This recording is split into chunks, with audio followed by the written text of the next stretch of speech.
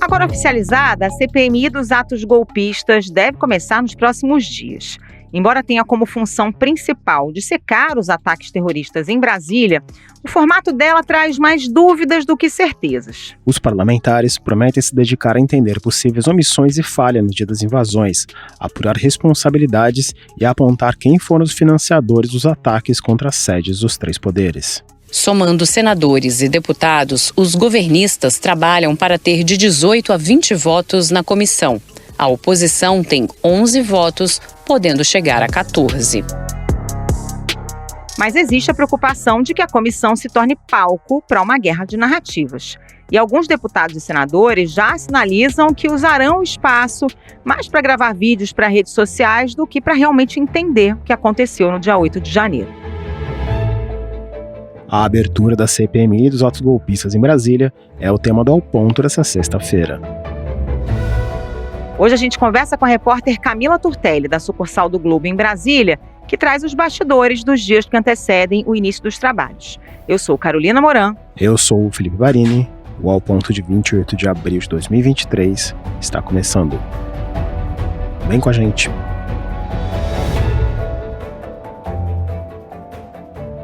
Camila Turtelli, bem-vinda aqui ao Ponto. Para começar a nossa conversa, já dá para dizer que o governo vai ter maioria nessa CPMI? Como é que a comissão está sendo composta?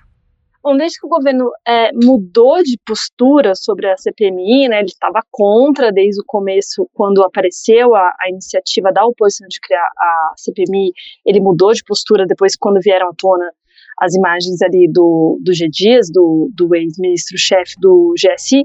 A base do governo aqui no Congresso, ela já começou a se movimentar e tentar se organizar para ter a maioria desse colegiado e também para ter o controle dessa CPMI. E a gente não consegue dizer com exatidão, eu não vou cravar para vocês que o governo vai ter a maioria, porque a gente não sabe, ainda não tem certeza como que vai ser a divisão. A gente consegue ter uma boa ideia de como vai ser isso, mas não sei te dizer ainda exatamente porque a mesa diretora do Senado ainda não definiu isso. Mas o que eu posso dizer? Que a principal estratégia do governo até agora tem sido a de emplacar um relator que seja aliado do governo. No caso, o principal cotado aí é o senador Renan Calheiros, do MDB do Alagoas, que é um grande e antigo aliado do presidente Lula. Se a gente voltar um pouquinho no tempo, a gente vai lembrar que foi ele que conduziu aquele levante do MDB para apoiar a candidatura do Lula mesmo. O MDB tem um candidato próprio.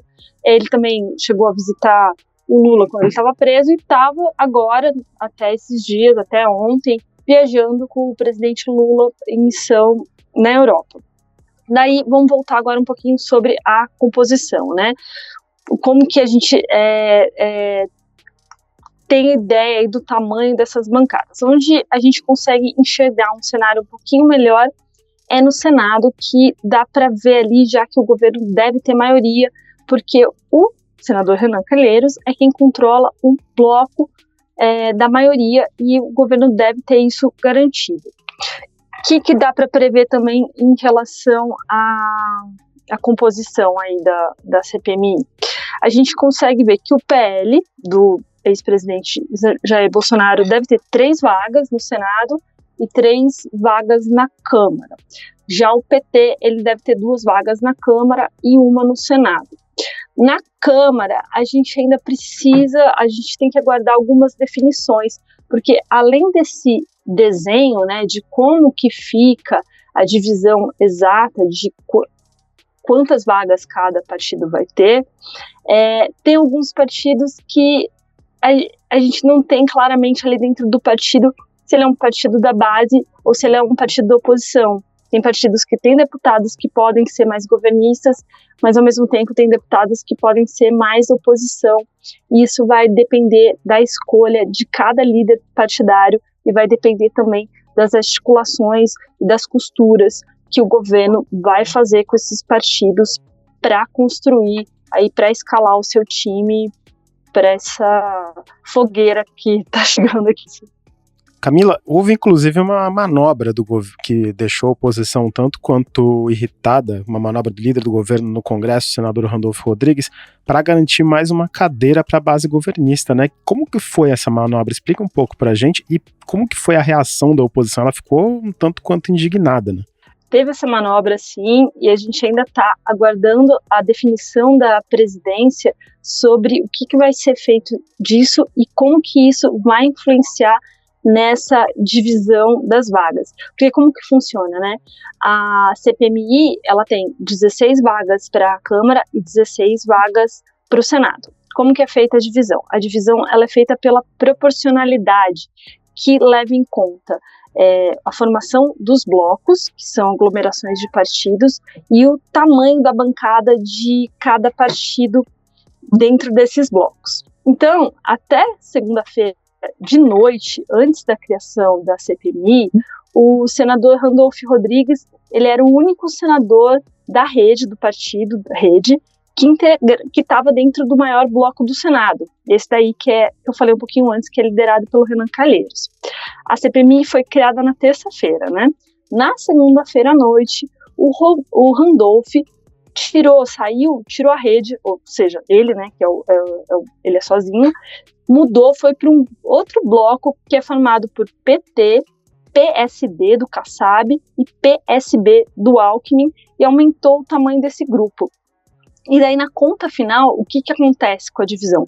Fez com que a oposição perdesse uma cadeira na CPMI e o governo ganhasse uma. Esse movimento foi, obviamente, detectado pela oposição e provocou uma reação.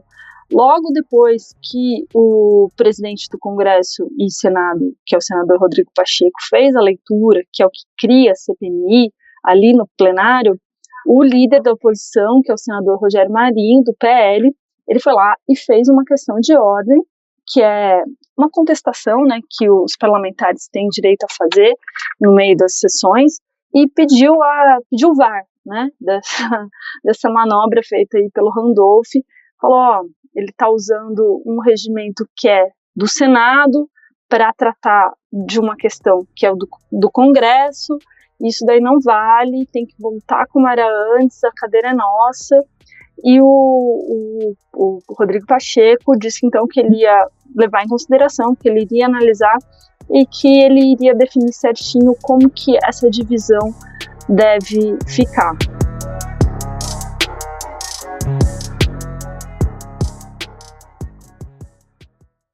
Agora, Camila, tem alguns nomes que já estão definidos, Outros que estão sendo aí cotados, tem toda uma negociação.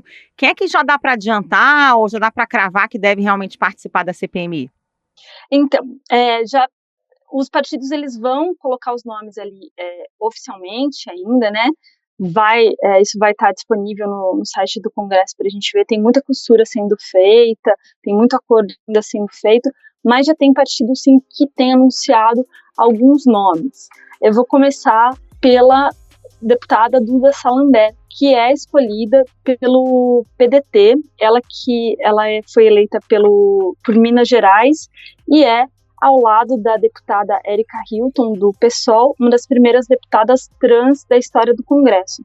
A Érica Hilton também está pleiteando uma vaga na CPMI, o PSOL tem direito a uma vaga, mas o pessoal ainda não bateu o martelo, porque tem muita gente lá dentro querendo essa vaga. A gente espera ainda, não tem nada oficial do MDB, mas que o Renan Calheiros no Senado vá participar, o Eduardo Braga, o Randolfo, que é essa trinca que deu tanto que falar na CPI da Covid, todo mundo deve ter isso muito fresco na memória. Se ele mentiu à revista Veja e a esta comissão, eu vou requerer a Vossa Excelência, na forma da legislação processual, a prisão do depoente. Apenas para dizer isso e para não dizerem que nós não estamos tratando a coisa com a seriedade, que essa investigação requer. Do lado da oposição, a gente já tem vários nomes definidos. Então, o PL escalou para o Senado o filho do presidente Bolsonaro, o senador Flávio Bolsonaro. Ao mesmo tempo, na Câmara, a gente deve ter o outro filho do presidente, o deputado Eduardo Bolsonaro. A gente deve ter também quem pediu a criação da CPI, que é o deputado do PL, André Fernandes, embora tenha governistas querendo levar até para a justiça, questionar a participação do André Fernandes na CPMI, porque ele é investigado justamente lá no STF pelos atos golpistas, pela invasão de 8 de janeiro. A gente sabe também que no Republicanos, a ex-ministra da Mulheres e Direitos Humanos, a Damares Alves, vai ser escalada.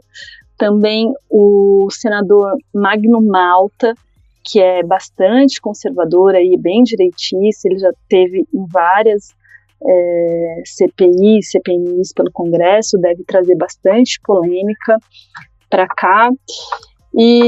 Mas eu sei que o MDB deve escalar o Emanuel Pinheiro Neto, que é vice-líder do governo Lula na Câmara, então é mais um governista.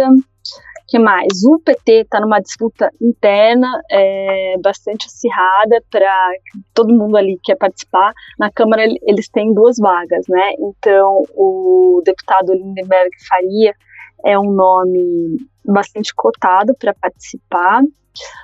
Quem também pediu para participar, mas eu acho difícil o partido aceitar, é o senador Sérgio Moro, ex-ministro da Justiça. Ele está pela União Brasil, né? E União Brasil tem muita influência do senador Davi Alcolumbre no Senado. Então, eu acho difícil ele conseguir essa vaga, apesar dele ter pleiteado para o partido essa participação. Vamos ver o que mais. No PT, né? Além do Lindenberg Faria, tem o deputado Rubens Pereira Júnior, do Maranhão, e o Rogério Correia, mas eles vão ter que decidir, porque são 2 vagas. Tem uma suplência, né? Então, assim, nessas disputas, quem não ficar com a titularidade deve ficar com a suplência. União Brasil na Câmara definiu já o deputado Arthur Maia, que ele não é exatamente essa oposição ruidosa bolsonarista, mas ele também não é governista, que é o deputado Arthur Maia da Bahia. E que está até cotado para ser possivelmente o presidente da comissão, né? Já que o André Fufuca declinou hoje, né? Sim, ele é o mais cotado para ser o presidente da comissão, porque a presidência deve ficar. Se a relatoria fica com o Senado, a presidência fica com a Câmara. E lá atrás a gente tinha como mais cotado o André Fufuca, que é o deputado do PP, do Progressistas, de Alagoas. Só que teve um entendimento de que o PP já estava muito bem contemplado na Câmara atualmente. A gente tem o Cajado, que está relatando o arcabouço fiscal. O PP está em boas posições também, algumas MPs, em comissões mistas, então essa vaga ficaria com a União Brasil. E o Arthur Maia aí é um dos cotados. A gente tem algumas dúvidas na Câmara que são importantes. Por exemplo, o Republicanos, que é presidido pelo Marcos Pereira, né? Ele tem direito a uma vaga. Dentro do Republicanos, dependendo de quem for escolhido, a gente vai ter um jogador a mais para a oposição ou um jogador a mais para o governo. Porque, por exemplo, um dos nomes que tem passado pelos corredores é o do deputado Silvio Costa Filho, de Pernambuco. Ele tende a ser mais para a base do governo. Já existem outros nomes dentro do Republicanos que podem ser bem mais oposição.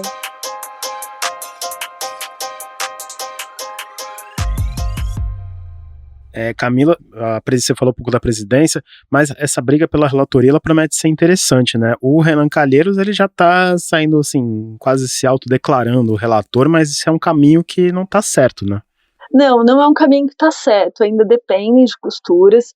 Como eu disse, ele é bastante próximo do presidente Lula, e ele estava com o presidente Lula nessa missão para a Europa, eles estavam juntos, vieram no mesmo avião e devem ter vindo debatendo bastante sobre isso.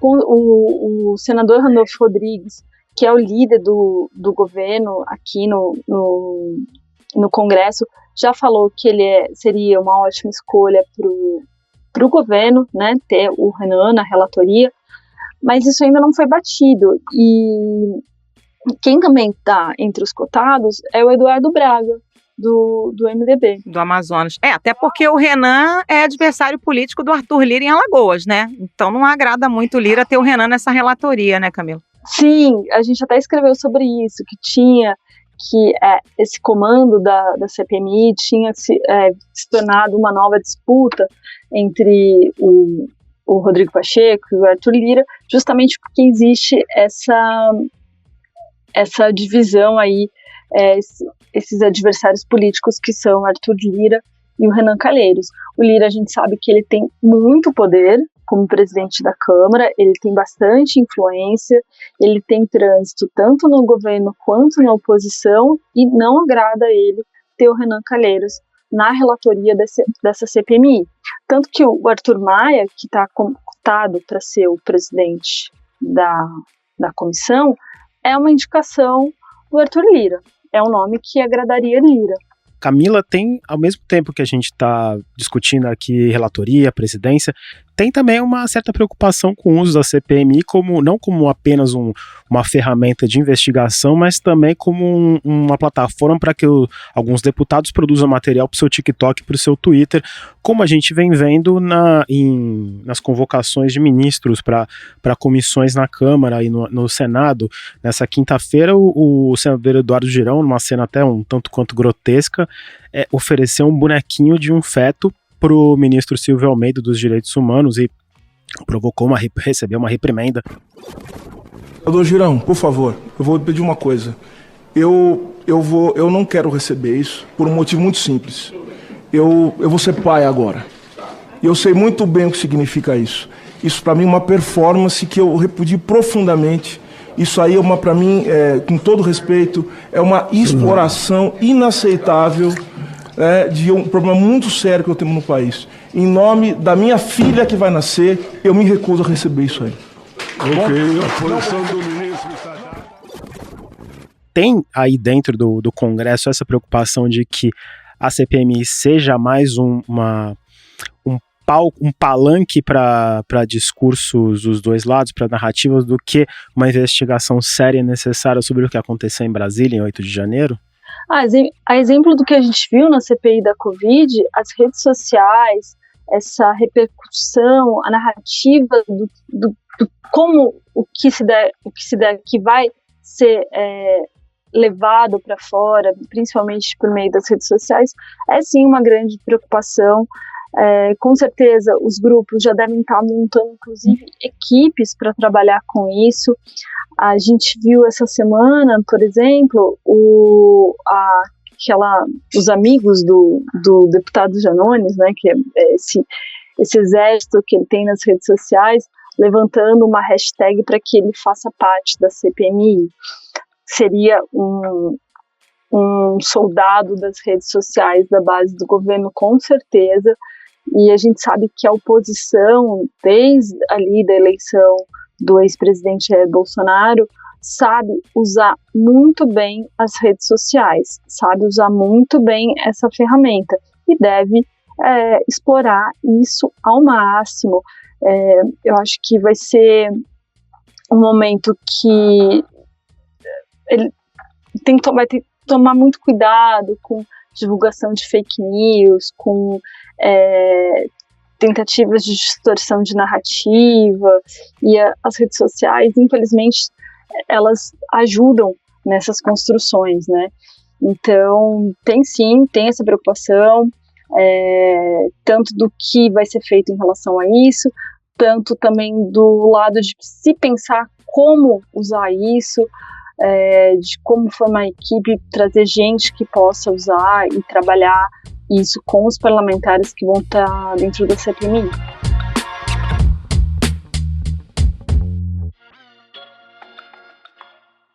Camila, alguns depoimentos já são dados como certos, né? Quem é que o governo e a oposição vão querer ouvir, pelo menos nesse primeiro momento, e quais são os principais pontos que devem ser investigados? Começando pelo lado do governo, a gente pode esperar que o ex-ministro da Justiça e ex-secretário do DF, o Anderson Torres, que está preso preventivamente desde 14 de janeiro por suposta omissão durante os ataques, deve ser chamado pelos governistas.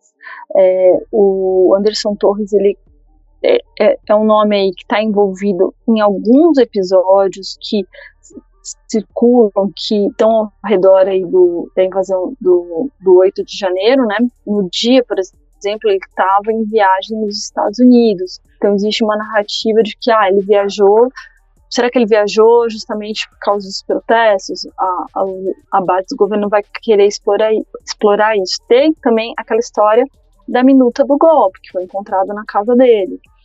Tem também ainda os bloqueios que foram feitos nas estradas pela Polícia Rodoviária Federal, ainda lá no segundo turno. Isso vai ser algo que a base, que os governistas vão querer explorar com Anderson Torres. Outro personagem que a gente pode esperar é o governador do Distrito Federal, Ibanez Rocha, também deve ser chamado. Lembra que ele chegou a ser afastado do cargo, assumiu a vice-governadora Celina Leão logo após os ataques também, pelo mesmo motivo, né? E o que os governistas vão querer saber do Ibanez? A responsabilidade do governo do Distrito Federal, a segurança do entorno dos prédios de poderes aqui em Brasília. Então, eles vão querer fazer esse questionamento. Por que não tinha tanta segurança ali no entorno? Teve uma declaração que ele deu que disse que já estava tudo certo, mas vendo os vídeos dá para ver que não tinha tanto policiamento aqui. Outra questão, ainda por Ibanez, em relação ao acampamento que ficou por dias aqui na sede no comando do Exército. É um acampamento enorme, muito bem estruturado, com barracas, com eventos. Vão querer questionar por que houve uma omissão, por que deixou aquilo ficar como ficou. Tem também gente querendo chamar o ex-presidente Jair Bolsonaro para ser ouvido na CPMI. E se isso de fato ocorrer, a gente pode esperar aí um grande capítulo dessa história. Eu acho que vai ser um depoimento bastante acalorado, bem interessante disso daí. Também já ouvi de alguns governistas que eles querem chamar alguns militares que fizeram parte do governo Bolsonaro, como General Heleno e outras figuras. Agora, partindo para o lado da oposição. E assim, né, vamos só lembrar que para que essas pessoas sejam chamadas, para que esses requerimentos passem, eles têm que ser votados, né? Então, tem que ter maioria para conseguir chamar alguém ali.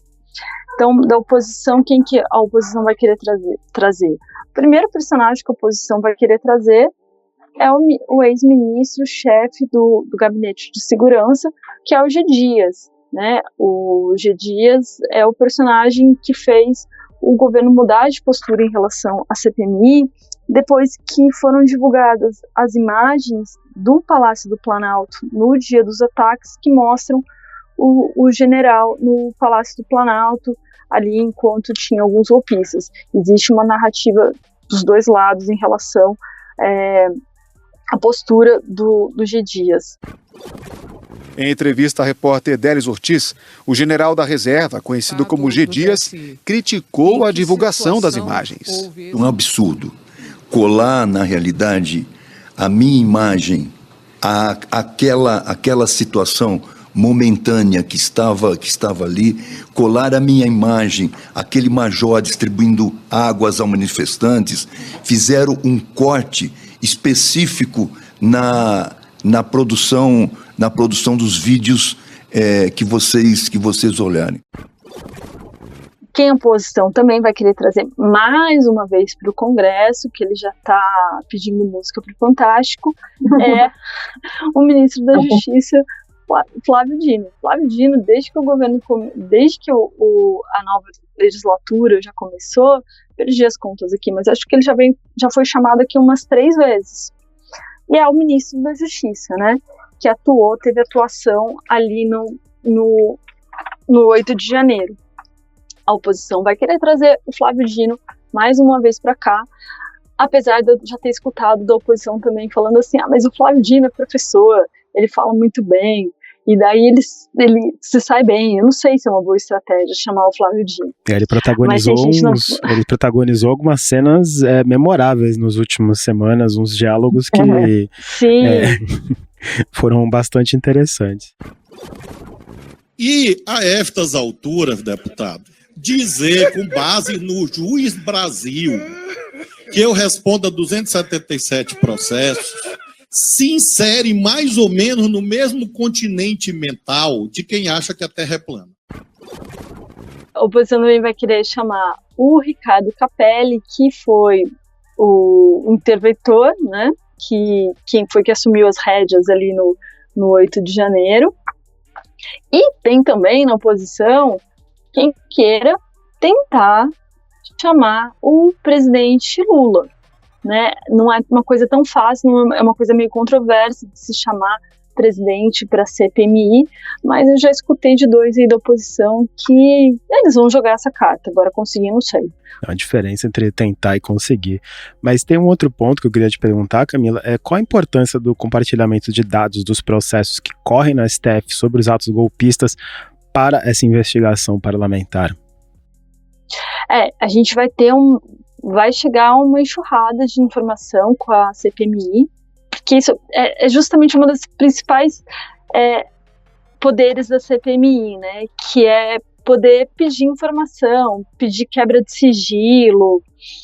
Então, a gente teve na CPI da Covid, o Congresso teve acesso às investigações que estavam no STF sobre os atos antidemocráticos, sobre fake news, só que parou ali, né? O que o Congresso recebeu foi mais ou menos até setembro de 2021.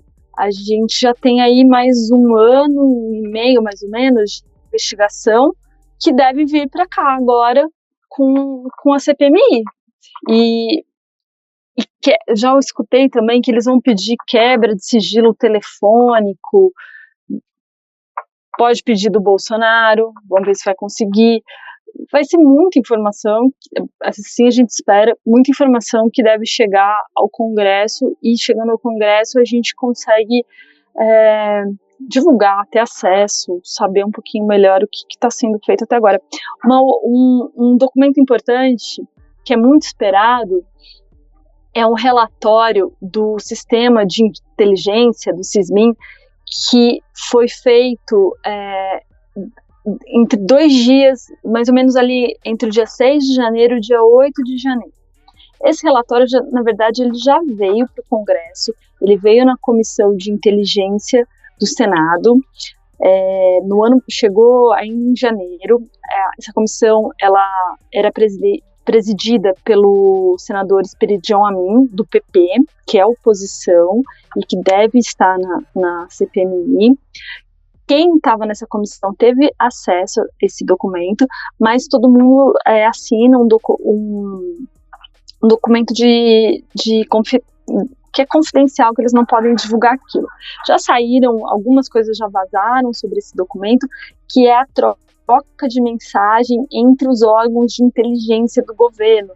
Então, já saiu matéria dizendo que, e o próprio senador fala isso, que nessas mensagens é possível ver que o sistema de inteligência já tinha informações de que a invasão se aproximava e que nada foi feito. Então, esse é um outro relatório aí que deve ser aberto, talvez seja aberto na CPMI, vamos esperar. Camila, para a gente fechar, tem um ponto-chave nessa CPI, que é a situação dos militares, né? Porque o governo Lula tem tentado evitar novos atritos com a caserna e os bolsonaristas têm, historicamente, uma relação mais próxima com as Forças Armadas. Até que ponto pode realmente avançar essa investigação sobre a atuação dos militares no dia 8 de janeiro aí no Congresso? Qual é a expectativa?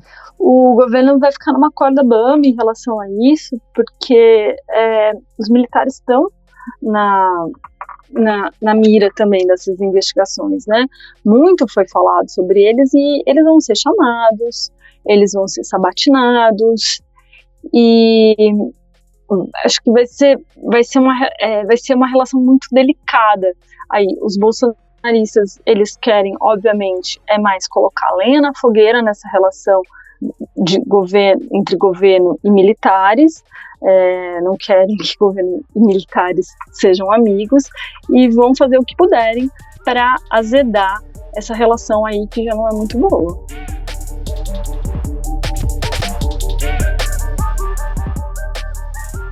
Camila Turtelli, muito obrigado pela sua participação. Volte sempre aqui ao Ponto, as portas são sempre abertas. Obrigada, Camila. Um abraço, bom trabalho. Eu que agradeço, me chamem sempre.